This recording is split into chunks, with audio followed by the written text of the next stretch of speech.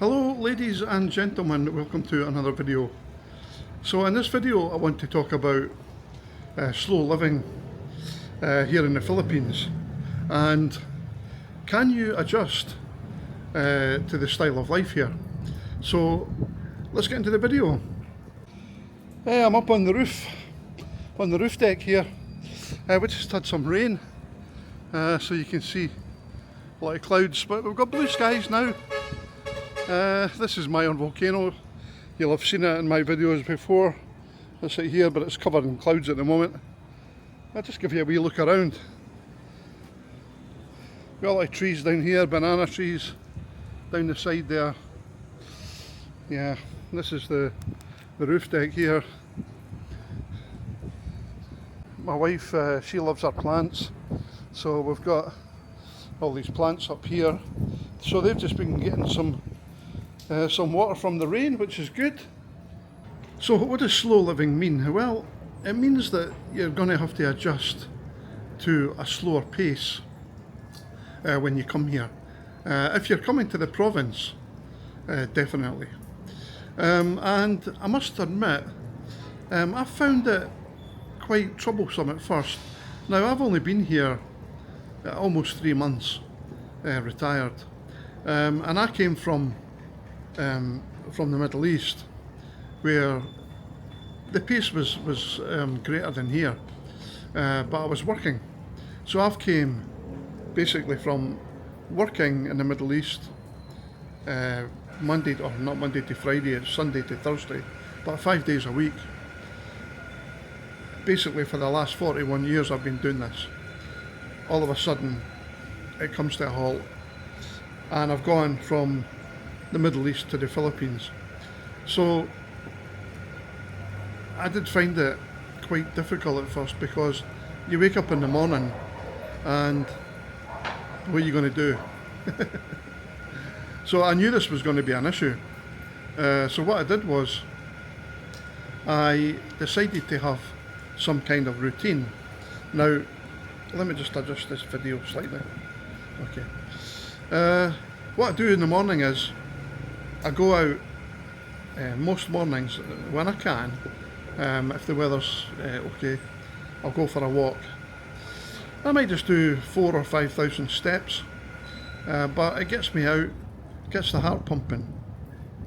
It's important to have a purpose for your day ahead. Okay, so slow living also means you have to unplug regularly. You have to prioritise self-care. Well, a walk in the morning will do that, because you know you've gone from being active.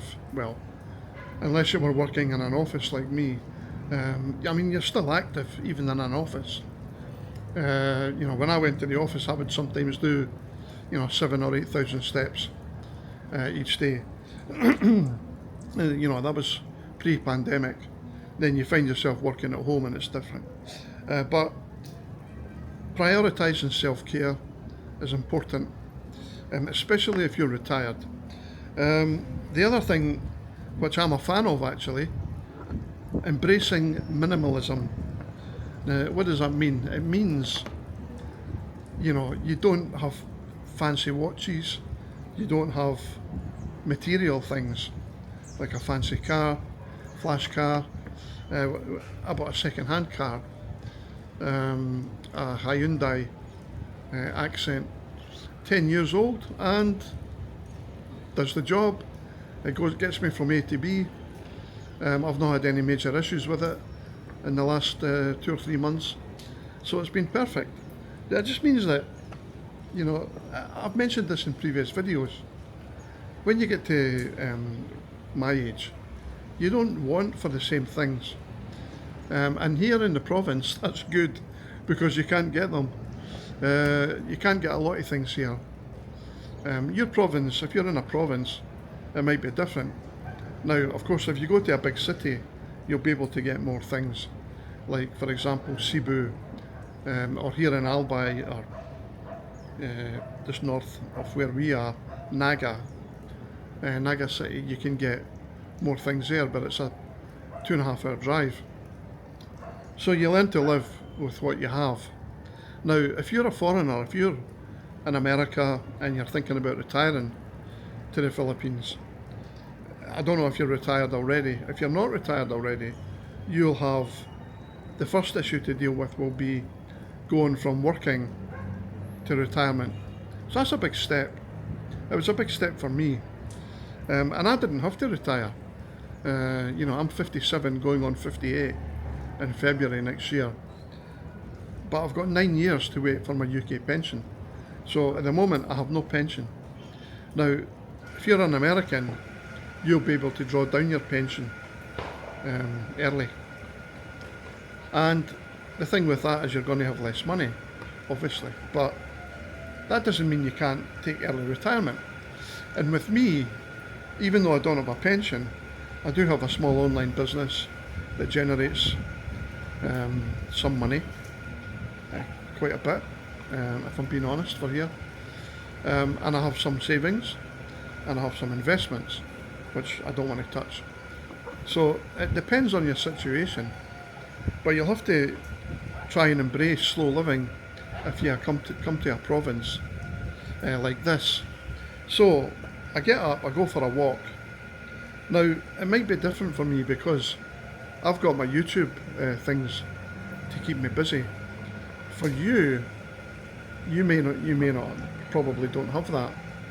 So if you've got nothing to keep you busy, you're going to have to find something, because you can't go from being active at work to retiring in a foreign country, especially the province. You would struggle a lot, I think. I mean, you might not. Some people can adapt, and it's easy for them. But even for me, having I've got my son here. I take him to school every day. I pick him up every day. Well, Monday to Friday, sometimes Saturday. So that takes a big chunk of the day. My YouTube stuff keeps me busy. I don't just have this one channel. I have another YouTube channel, which I'll put a link in the description in this video if you're interested. It's a channel that it's basically promoting, I don't know if you've heard of BOTB, where you can win your dream car every week. So I'm affiliated to that, and I promote that as well on YouTube. Every week someone wins their dream car, plus cash as well. Anyway, I'll put the link in the description if you're interested. So I'm busy with that channel, I'm busy with this channel, I'm busy with my son's school, and then everything else takes care of itself. But like I say, for you, your situation might be different. The good thing about the province is you can embrace nature. If you're in Manila, you don't have the same pace of life, I would say.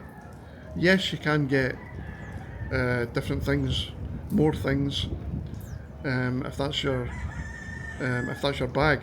But I'm happy living on this, embracing this minimalism. Not easy to say that, actually.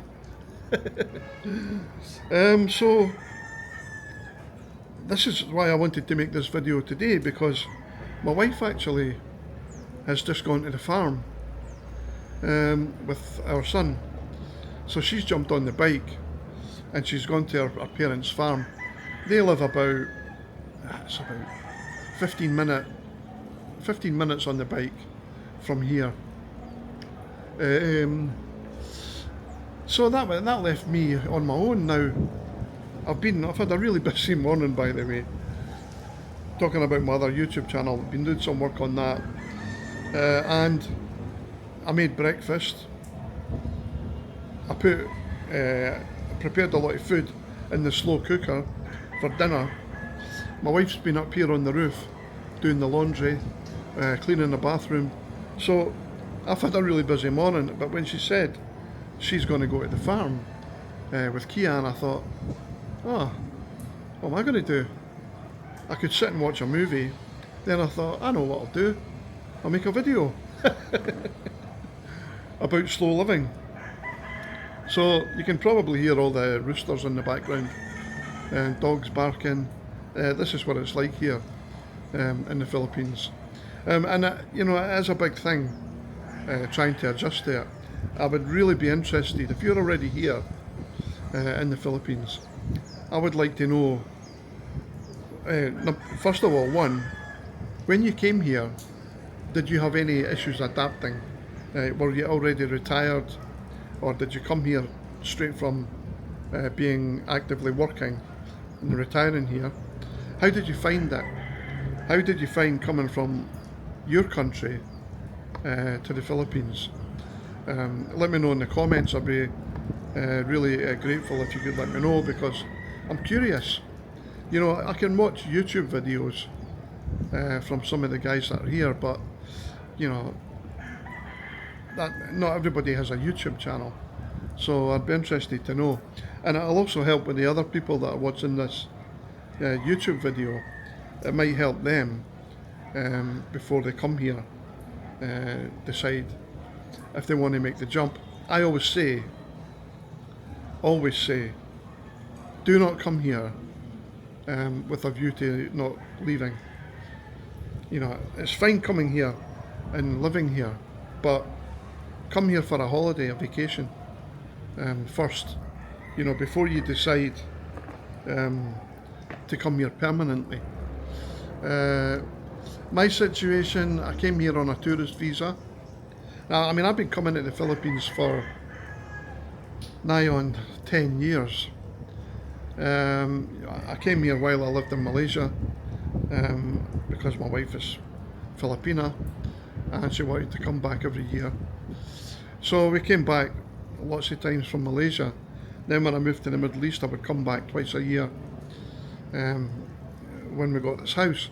So I knew what the Philippines was like. I knew what this province was like. Taking all of that into account, I still had trouble adapting, because I've gone from working to not working. The longest I was in the Philippines before at any one time was 1 month. So I've already done, what date is it today? It's the 10th. I've done almost 2.5 months. And it's not been a problem, but guys, listen, I've been busy, you know, doing my videos, the school run and everything like that. I'll tell you what, the single biggest problem I have and that I'm going to have to work on, spending money, because it's really kind of tripped us up. We take our son to the school before 1 o'clock. His school is usually 1 till 4, Monday and Friday, and 1 till 3, Tuesday, Wednesday, Thursday. And if he has makeup class on a Saturday, it's usually 1 till 3. And that's not normal school hours. But you may have heard me in my previous videos, Kian goes to a special school because of his autism. So what we generally do is we get up in the morning, I'll do my walk, we'll have some coffee, and then my wife might do some laundry. I'll tinker around if I don't have any YouTube stuff to do. And then we go to the school. And then it's not worth driving to Kian's school, coming back home, and then going back again at 3 o'clock or before 3 o'clock. So what we generally do is we go to the mall, and then when you're in the mall, what happens? You spend money. So we've been spending too much. That's the single biggest problem I have, is because, see, we're on a tight budget. As I said before, I've got savings and I've got an online business, but that online business doesn't cover our outgoings every month. It covers about, I'm going to say 60%. So that means I need to find 40% every month from my savings to cover it. The problem is that 40% has been going up to 60%, 65% since I've been here. Now, I know it's a novelty. I'm just saying, when you first come here, you may find that you spend more than you thought. Now, I'm not going to continue in this vein. I can't. I need to screw the nut. So that's what I'm going to do. I'm just saying that has been my single biggest issue coming here. So just think about that, guys. When you come, there will be some breaking in. There'll be some learning curve, and you'll learn as you go. But I think now that I've been here, this is my 3rd month. I think what I'm doing now is I'm trying to cook more at home, hence the slow cooker on since morning. That'll take care of dinner tonight. When it comes to the evening, I'm trying to curb my alcoholic refreshments. I do like a beer, and Red Horse is a nice beer. It's not expensive, don't get me wrong, but I can't drink every night. I'm trying to limit it to the weekends. To be honest, I'd rather drink wine, but wine can be expensive here if you want a good bottle. So, you know, I try and mix it up a wee bit, but I need to try and reduce and try and limit it to the weekends. The biggest expenditure, food. If you're eating out a lot, like I've been doing for the last couple of months, it's the food that is the biggest expenditure. And we don't spend money on anything really. You know, I don't go out and buy flashy clothes. I don't waste my money on gadgets. So again, let me know what you think, how your experience was. I hope this video gives you some sort of insight into our daily life. Well, into my daily life anyway. Generally we go out almost every day, but today it's the first day where I'm not going out, and I'm not going to spend any money. Alright guys, I hope you enjoyed this video, and if you did, press the like button. It helps to push it out to other people for me. And yeah, catch you in the next one. Cheers.